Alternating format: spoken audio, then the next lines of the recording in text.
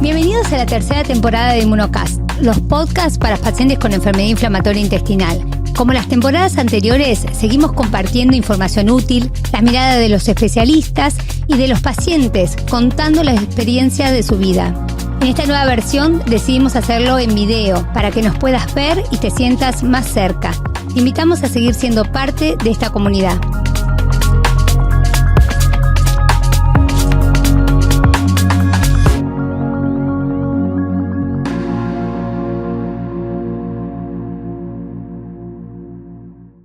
Bienvenidos a un nuevo episodio de Inmunocast. Soy la doctora Marisa Belicoso. María Eugenia Linares. Y hoy tenemos el honor de estar con Constanza Echevarría viendo nutrición y enfermedad inflamatoria intestinal. Hola Coti, ¿cómo estás? Hola, gracias. Coti es licenciada en nutrición, se dedica específicamente a pacientes que tienen patologías del tracto gastrointestinal. Así que vamos a hablar un poco de nutrición, ¿no? Bueno, primera pregunta que te voy a hacer, porque tenemos un montón de cosas para hacer. Un montón de cosas para charlar que a los pacientes les interesa mucho, el tema nutricional y la enfermedad inflamatoria. Bueno, lo primero que te queremos preguntar es cómo lo que comemos influye en la salud intestinal. En general, ¿tengas o no enfermedad inflamatoria intestinal? Bien, súper pregunta, porque hoy la nutrición está atravesando a todas las patologías, a todas las enfermedades, a todos los pacientes, a todas las personas, y mucho tiene que ver con que lo que comemos modula o modifica la población de bacterias que tenemos dentro en el tracto gastrointestinal, predominantemente, ¿no? En el tracto gastrointestinal, y a partir de allí se expresan enfermedades. Entonces, esto que decimos siempre o que se ha escuchado de somos lo que comemos, hoy está bastante incerto y a su vez lo modificamos nosotros quienes más conocemos de la temática, porque en realidad decimos que somos lo que nuestras bacterias hacen con aquello que comemos. O sea, como finalmente nosotros le damos de comer a los microorganismos que tenemos y ellos son los que nos hacen expresar o no ciertas enfermedades. O sea que básicamente la nutrición hoy nos atraviesa por completo, cada vez más, está siendo cada vez más importante. Sí, cada vez más.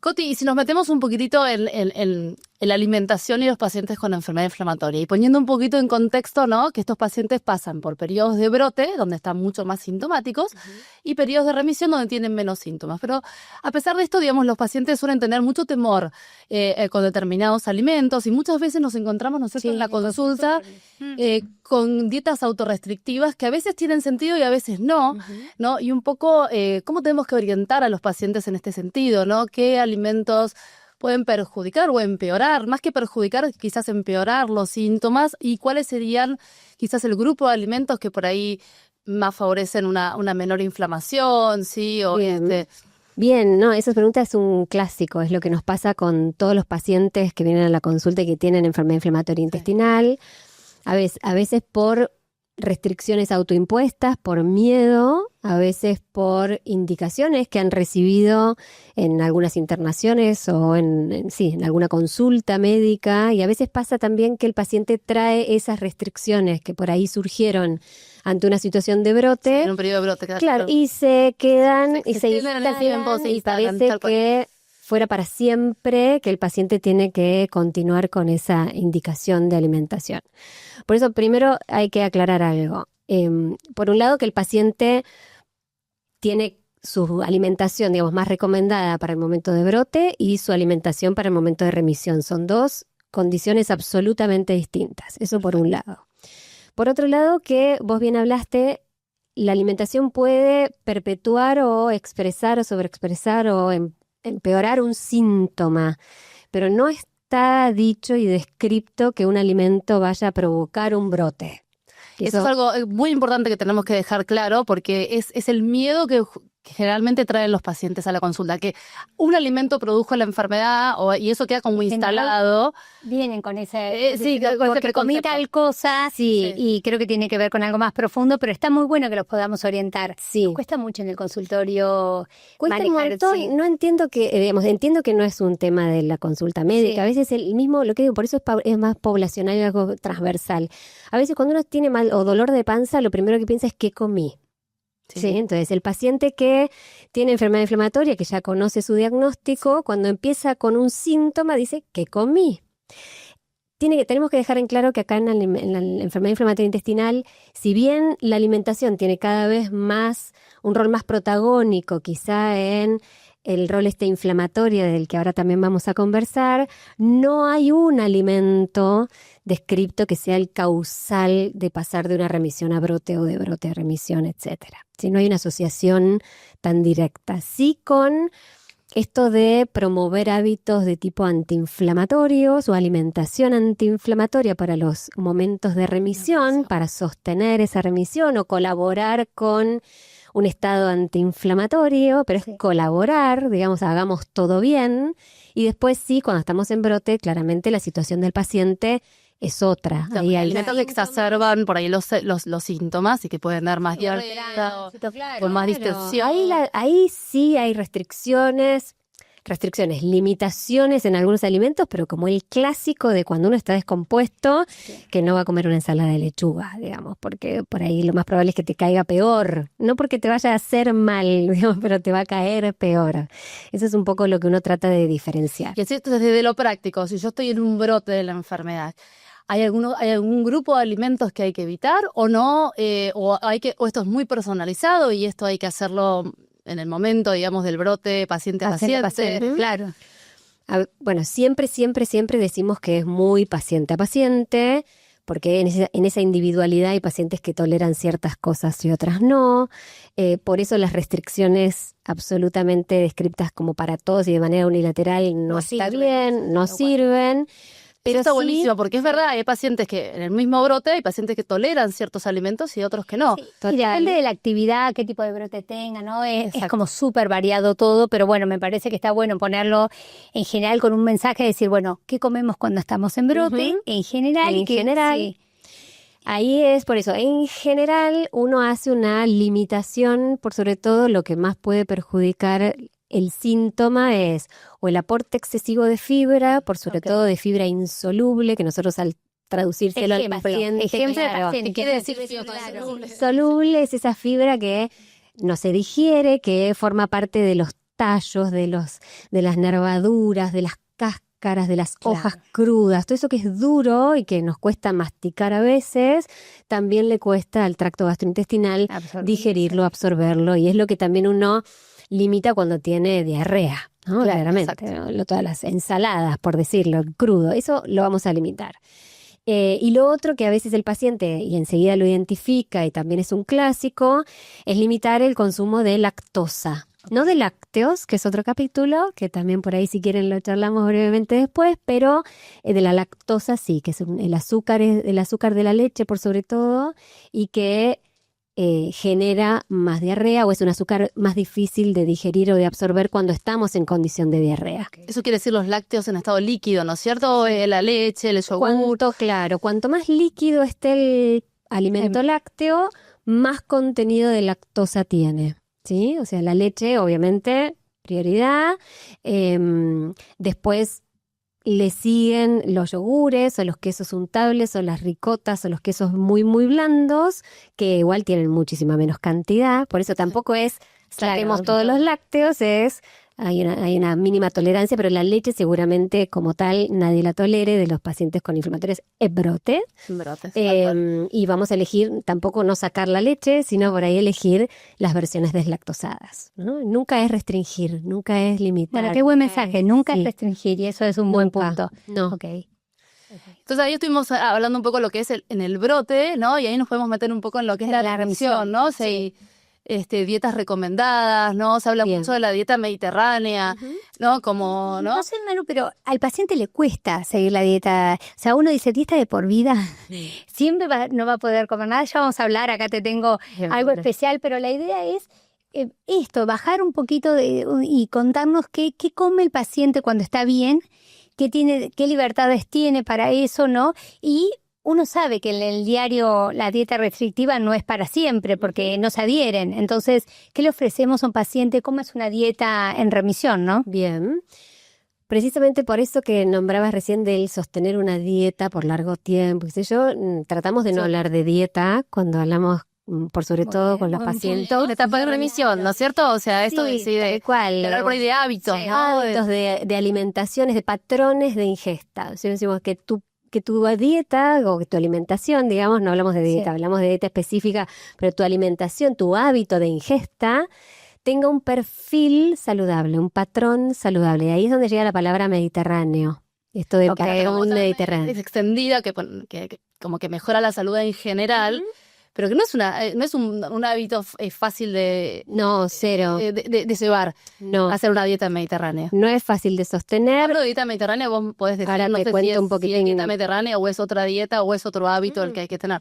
No, es mediterráneo hoy lo que más se recomienda, porque más evidencia tiene, porque también, si vamos al principio de la conversación, es lo que nuestra microbiota mejor recibe, claro. lo que más le gusta comer a nuestros microorganismos. Entonces, por ello es que si le damos una dieta mediterránea, no expresamos o atenuamos la posibilidad de expresar enfermedades. ¿Nos contás un poco qué tiene la dieta mediterránea? Sí, perfecto, porque es eso que decía Maru, a veces no es tan fácil de llevar en el día a día, ¿no? En la diaria.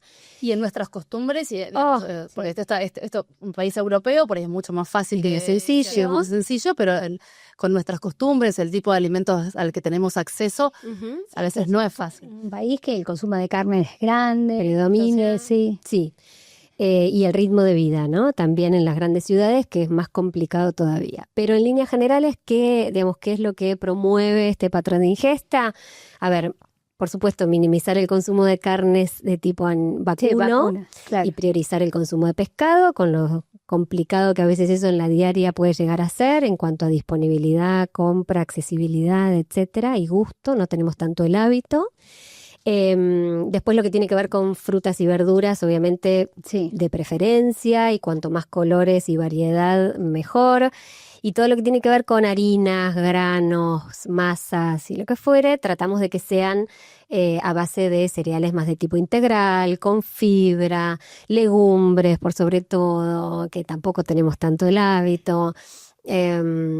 Tiene mucho del lado, bueno, tampoco tenemos el hábito, y lo más lindo quizá o más recomendable que uno trata de promover todo el tiempo, que también lo incluye este patrón mediterráneo, más allá de lo químico, ¿no? De las sustancias que aportamos con todo esto, es que el patrón mediterráneo promueve el hábito de la comensalidad, del hogar, de la comida casera, de digamos, comprar lo menos posible y cocinar. Quiero hacer un ítem ahí porque es un secreto viva voz que no cocino nada. Entonces, ¿qué se hace cuando la nutricionista nos recomienda cocínense? Cocinar, claro. O sea, ¿cómo uno puede ayornar eso? Porque el que no cocina, ¿qué pasa? Bueno, se alimenta, cocinará. Hay que cocinar, sí o sí. Primero que parte de nuestra competencia y nuestro acompañamiento con el paciente tiene que ver con eso, facilitar o dar estrategias para que esto sea fácil de llevar y fácil de adquirir, sino que sea un hábito, estrategias teóricas que no se pueden llevar adelante. Así que tratamos de aconsejar y facilitarle al que tiene más dificultades para cocinar con algunas estrategias. Hay muchos de los alimentos, por más que vengan en paquete o en lata o en bolsa, que están buenísimos y que se pueden comprar y se pueden cocinar y están siempre disponibles en el hogar, así que ahí quitamos una de las excusas. Está muy bien. Los vegetales congelados, por supuesto, son un gran recurso. Las legumbres enlatadas son otro gran recurso. Está bueno que nos diga esto, porque sí, ¿no? Y es práctico, y son 2 minutos, lo mezclo con un huevo, tengo una comida. No, perfecto. No hay muchas excusas. No, querés ir por no cocinar, te lo sorteo y te busco la forma de que así pase. Y después, por supuesto, que uno puede comprar eligiendo bien. Entonces también tampoco es tan fácil, porque vos hablas de mucho del etiquetado, hablas algunas veces de los colores, de los productos. Ahí quiero por ahí hacer un puntito de que es mucho, que está muy escrito en lo que es dieta mediterránea y que leemos mucho de enfocar un poco ahí en lo que es la remisión, digamos, hoy un poco lo prohibido viene a ser el ultraprocesado, ¿no? Se habla mucho de los ultraprocesados. Y no todos tenemos claro qué es un ultraprocesado. O sea, parece, y por ahí, sí, es verdad. ¿Qué es un ultraprocesado y qué diferencia tiene con un procesado común? No sé. Claro, totalmente. Y está muy bien la aclaración porque hay una mezcla importante y esto si no se contrapone con lo que acabo de decir de una legumbre en lata, pero ¿cómo si le dan un ultraprocesado? No hay todo como lo que... confusión, total. no todo lo que está empaquetado es un ultraprocesado. Bien. Eso sí es un procesado, que es un alimento que sufrió un proceso industrial para poder estar en una lata y tener una vigencia en góndola que haga que el producto sea posible de consumir, ¿sí? Y disponible por mucho tiempo. El ultraprocesado es cuando se le hace una adición de sustancias en líneas, digamos, muchas veces químicas, ¿sí? Pueden ser naturales o no, que, digamos, modifican el sabor, la palatabilidad, la consistencia, el peso, el color, bueno, etcétera. Y que en líneas generales yo te lo trato de explicar al paciente un poco para que esto de la lectura de etiquetas y saber identificar, no vamos a estar todo el tiempo diciéndole esto sí, esto no. Cuando empiezan a ver nombres raros y letras raras y números raros en una etiqueta, salí de ahí, porque ahí hay algo que lo están... Cuando hay mucho para leer, sí, hay un montón de ingredientes, ingredientes no conocidos, ¿no? Ingredientes de los que te suenan raro. No sé, polisorbato 80, INS 440, estoy inventando. Antes tiene que ver con todo eso, sí. Eso ya no es azúcar, tenemos que incluso por más que sea azúcar, es algo que uno identifica qué es lo que tiene como ingrediente, ¿no? Entonces ahí es donde ya estamos hablando de un ultraprocesado a los fines didácticos, prácticos de saber identificarlo. Ahí sí que estamos en el no rotundo, en el paciente, en todos los pacientes, pero por sobre todo en el paciente con enfermedad inflamatoria intestinal. Si hoy hay un sustrato, digamos, una sustancia que estamos mirando con mucha atención, porque es cada vez más asociado. Que hay cada vez por ahí un poquito más de evidencia con algunos subtipos, sobre todo de enfermedad inflamatoria, que tiene que ver con esto. En el consultorio lo preguntan todo el tiempo los pacientes, ¿puedo comer esto? ¿Puedo comer? O sea, siempre está la avidez por el ultraprocesado. Pero está bueno esto que, como y cerrando un poco este tema, ¿no? Como que en remisión quizás esto de sostener dieta es mucho más difícil, pero sí, un hábito saludable que tiene que ver con evitar quizás esto, ¿no? El ultraprocesado y favorecer el consumo de frutas y verduras, que quizás en el periodo de brote eso no lo podemos lograr, pero el periodo de brote suele ser un periodo corto en el tiempo, y que después podamos ir de a poquito incorporando y llegando al lugar, digamos, de la normalidad y Sí, eso es un poco por donde tenemos que ir. Bueno, me parece que el punto estaba ver un poquito esto de los pacientes en remisión y los pacientes con actividad. Y la otra es que dietas hay para enfermedad inflamatoria, dietas precisas, ¿no? Sí. Un poquito de charlar de esto, de decir, bueno, hay dietas para el paciente que son muy, muy particulares. ¿Alguna de ellas? Hay varias dietas específicas para enfermedad pero son por poco tiempo, ¿no? Sí. Y tal cual. Siempre le decimos al paciente que son protocolos de intervención y como todo protocolo tiene un inicio, tiene una vigencia, tiene un fin. Suelen ser por poco tiempo de intervención, ciertas semanas en líneas generales, ¿no? Y ese es en general en el más agudo. Y con indicaciones tal cual, muy precisas. Sí. Un ejemplo que por ahí es más de los conocidos, hay dos grandes conocidos en la enfermedad inflamatoria. Uno tiene que ver con la dieta baja en FODMAP. La dieta baja en FODMAP, que no fue diagramada ni pensada para el paciente con enfermedad inflamatoria intestinal, nos es una estrategia válida cuando el paciente tiene diagnóstico de enfermedad inflamatoria intestinal, pero acompaña síntomas similares al intestino irritable. O sea, queda sintomático no por actividad de su enfermedad inflamatoria, sino sintomático por lo que podemos entender como una alteración más funcional del intestino. En esos pacientes, la dieta baja en FODMAP, que lo mismo es un protocolo corto, como máximo 6 semanas. Y...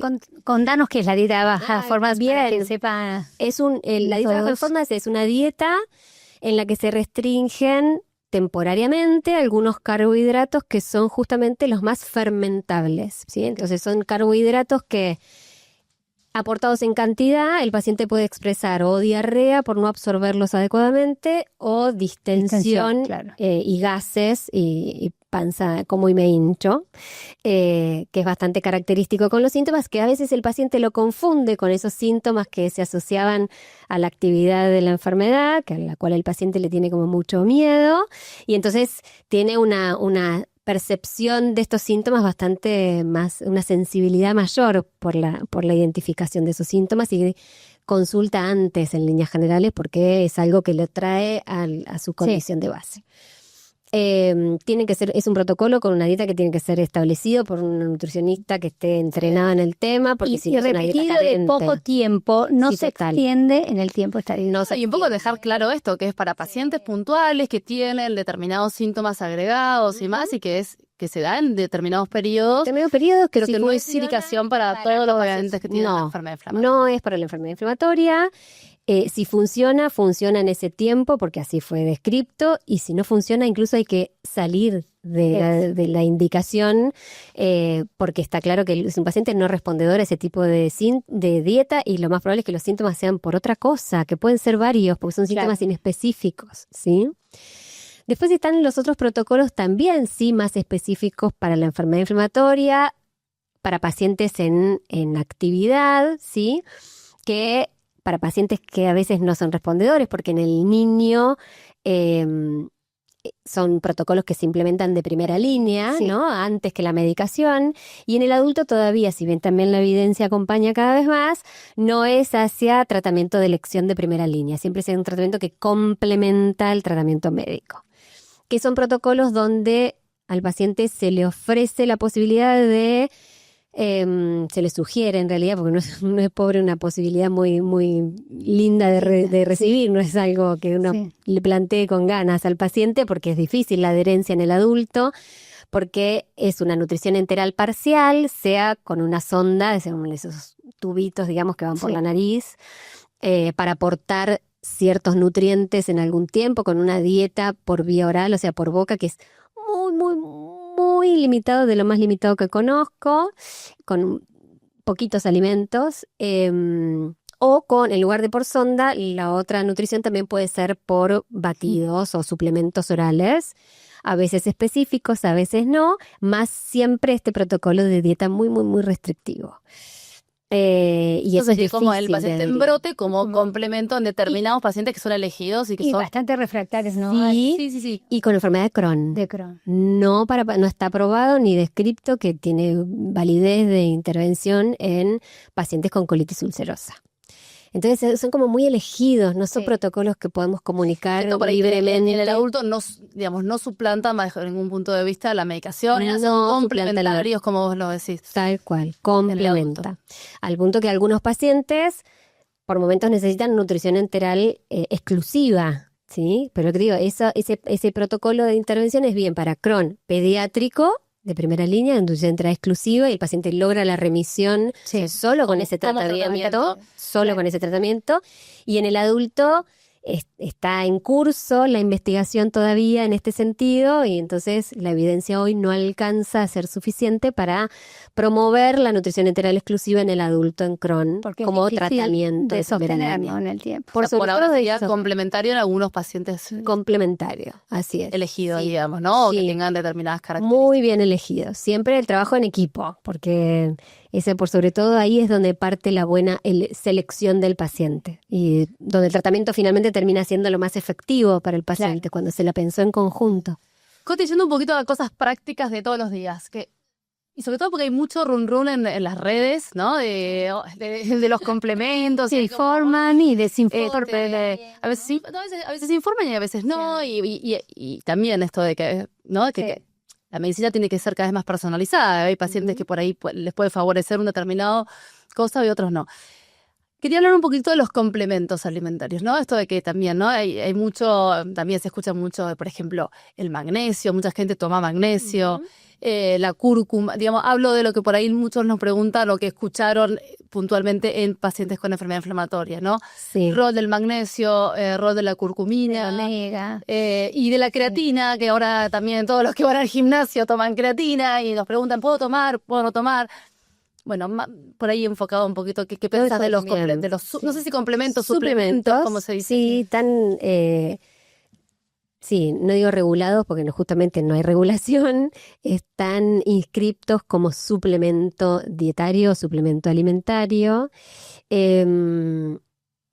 De ahí la debilidad también de la composición de los suplementos, punto número 1, porque Claro. muchas veces no sabemos lo que estamos tomando, compramos y no sabemos si lo que compramos es lo que verdaderamente queríamos comprar, hay mucha debilidad allí en el Buen mundo, punto ¿eh? ese, ¿no? Porque Sí. a veces nos preguntan y ese es algo que yo no sé qué contestar en el consultorio, que porque la verdad es así, te venden el super frasco gigante y no sabes qué estás tomando. Total. Sí. Y cada vez desde el marketing, ¿no? Desde el mercado el frasco es más colorido o el Sí. frasco es más dorado o el frasco Más es llamativo. más, sí, más, con más beneficios, ¿no? Entonces, Bueno, y hay toda una movida desde el gimnasio, desde el gym, que esto es viable y ¿qué opinas? y lo mismo, que es Sí. transversal o que Ok. es para todos o que es algo unilateral. Bien. Y bueno, y vuelvo a la indicación de la nutrición más personalizada o la intervención y el tratamiento más uno a uno, más individualizado, más paciente a paciente, persona básicamente del otro lado.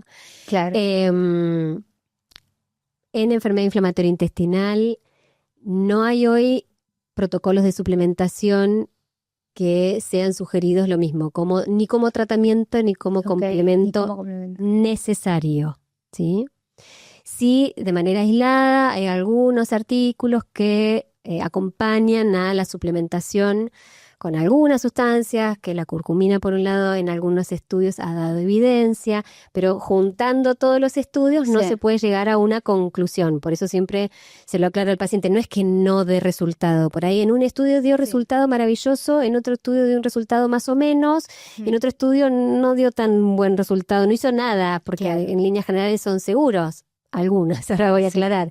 Pero eso significa que no alcanzó la suficiencia en Sí. la evidencia como para que alcance el nivel de recomendación.